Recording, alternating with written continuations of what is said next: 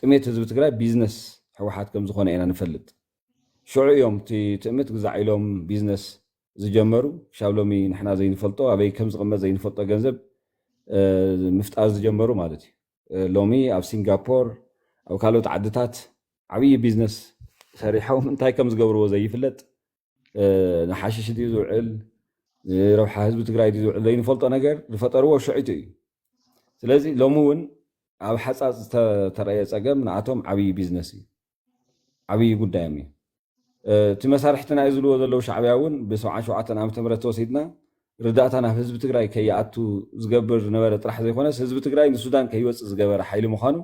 በዓልቶም እውን ኣብቲ ዝተዋስሉ ግዜ ነጊሮምና እዮም ስለዚ ንሻዕብያን ንሕወሓትን ሞት ህዝቢ ትግራይ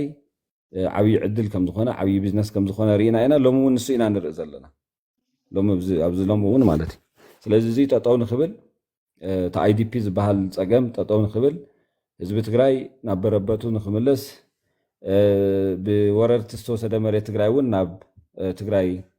ንክኣቱ ቃልስና ክነሕይል ኢና